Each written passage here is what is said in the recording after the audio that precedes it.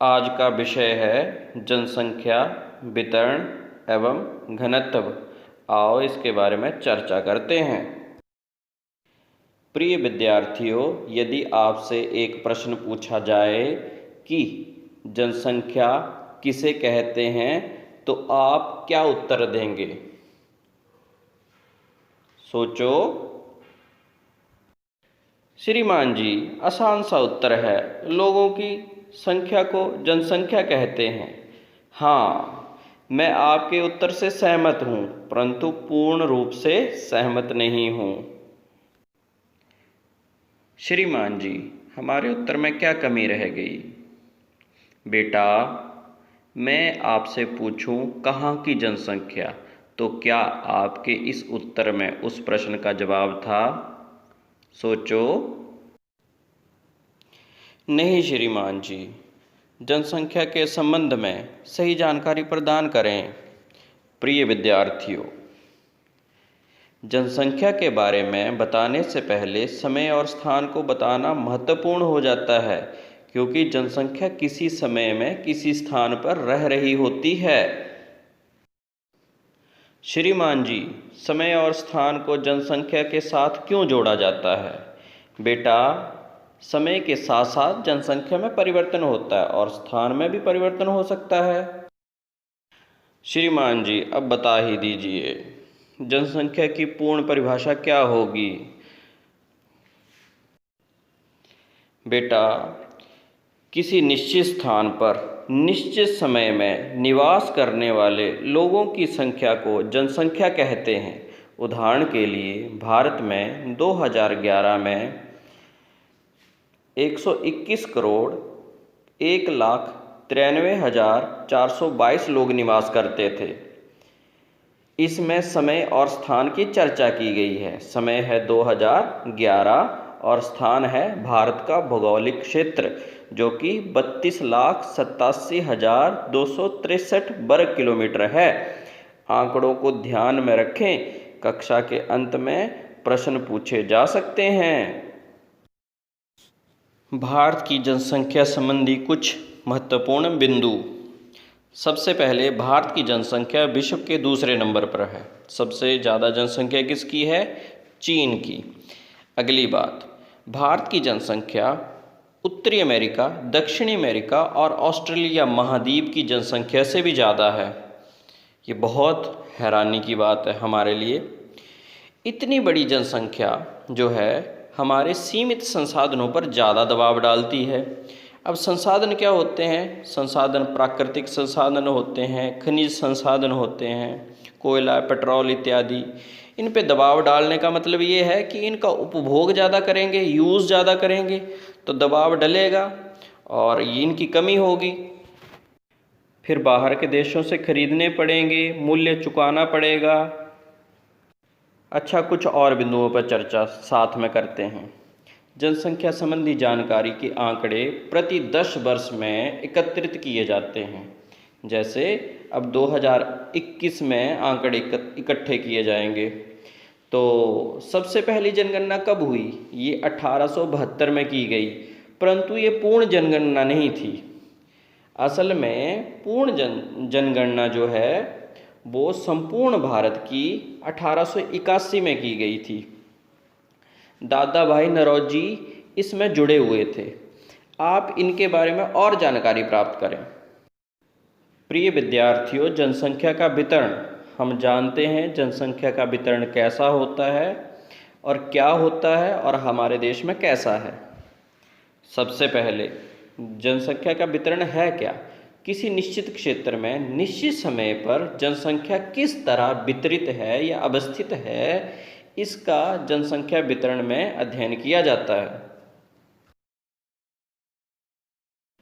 जनसंख्या वितरण संबंधी कुछ महत्वपूर्ण तथ्य।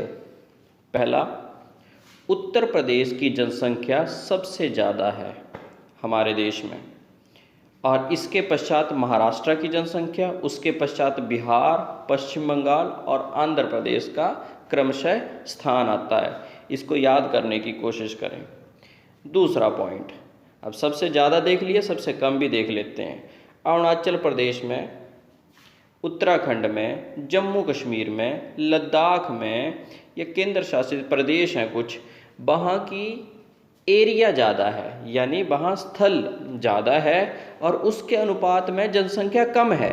तो दूसरे पॉइंट में हमने क्या सीखा कि हमारे देश में कुछ ऐसे स्थान भी हैं जहाँ एरिया बहुत ज़्यादा है, ज़मीन बहुत ज़्यादा है, लोग कम हैं, यानी वितरण कम है। और कुछ ऐसे एरिया हैं जहाँ ज़मीन कम है और लोगों का वितरण ज़्यादा है।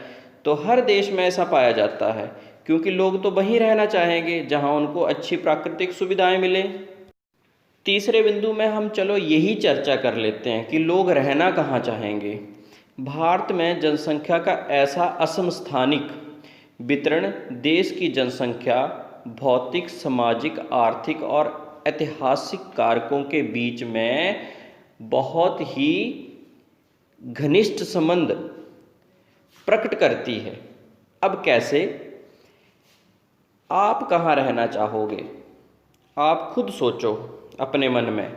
आप वहीं रहना चाहेंगे जहाँ जलवायु अच्छी हो, जहाँ भूविन्यास अच्छा हो, जहाँ मृदा उपजाऊ हो, जहाँ वर्षा भी होती हो, तापमान भी अच्छा रहे। भौगोलिक कारक इन्हीं को कहते हैं। इनसे हमारा जीवन सुगम हो जाता है।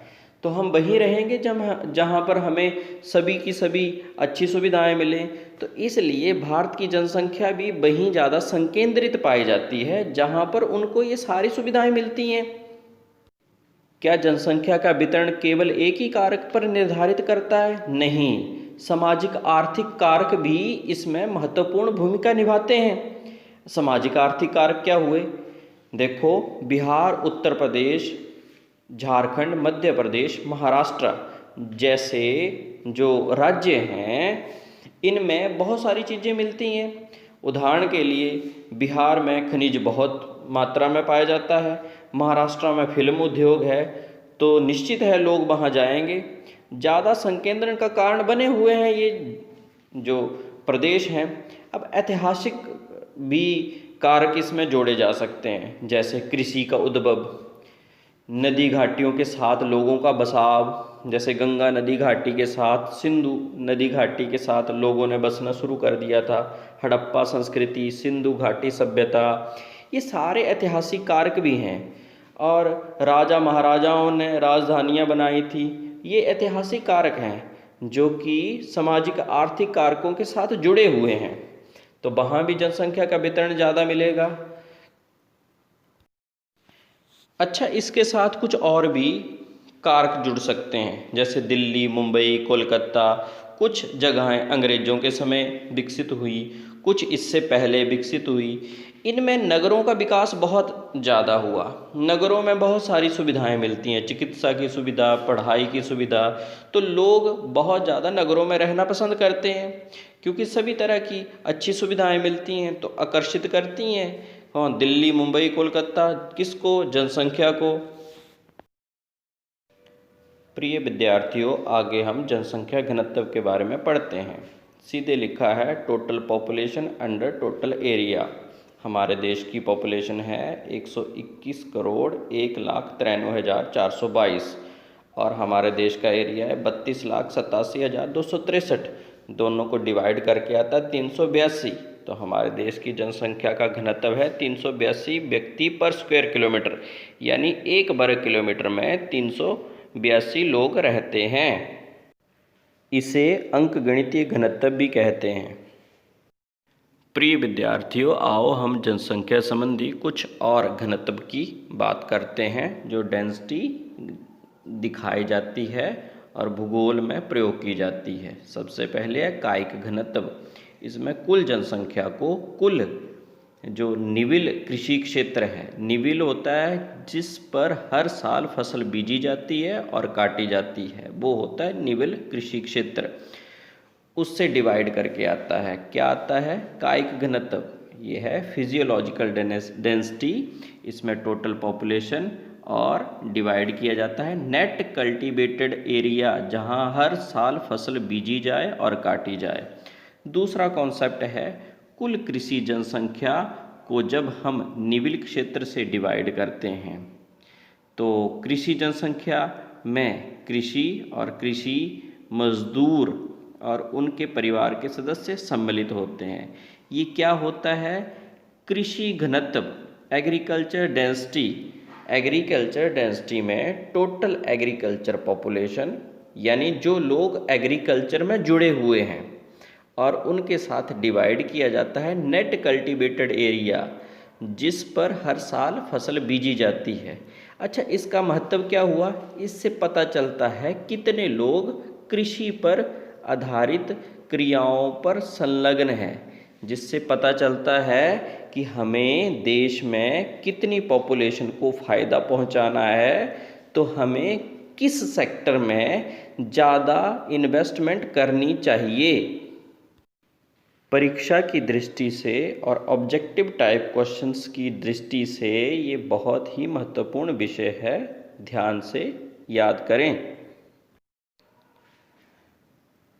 जनसंख्या घनत्व को जानने के पश्चात भारत की जनसंख्या घनत्व के आंकड़ों पर चर्चा करना बहुत ज़रूरी हो जाता है। आओ देखें, भारत में जनसंख्या घनत्व 382 व्यक्ति पर स्क्वायर किलोमीटर है। सामान्य भाषा में कहा जाए तो 32,87,263 किलोमीटर के एक एक वर्ग बनाए जाएं, तो हर एक वर्ग में 382 लोग रहेंगे। यानी एक एक किलोमीटर का चारों तरफ से एक डिब्बा बनाया जाए जिसमें 382 लोग रहेंगे। अब 32,87,263 है क्या? ये भारत की सारी ज़मीन है, जिसको मापा गया है वर्ग किलोमीटर में।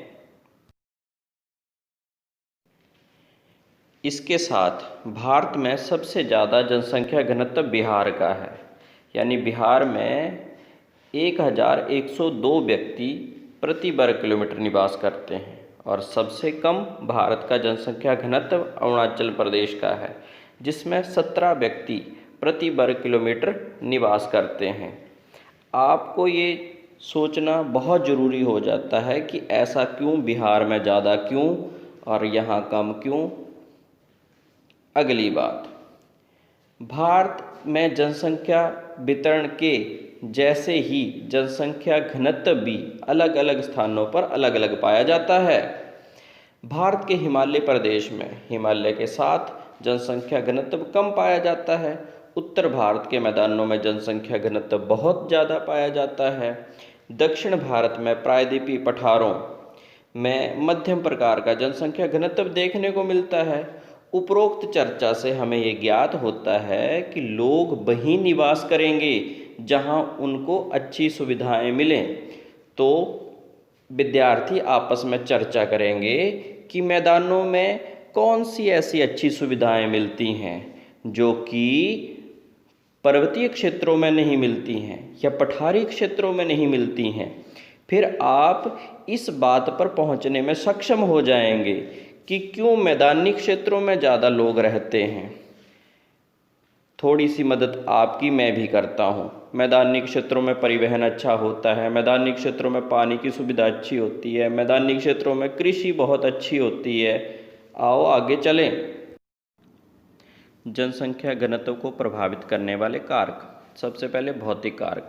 भौतिक कारकों में जलवायु, मृदा, जल, ये सारी चीज़ें शामिल होती हैं। लोग वहीं रहना पसंद करते हैं जहां अच्छी जलवायु हो, मृदा उपजाऊ हो और पानी की सुविधा हो।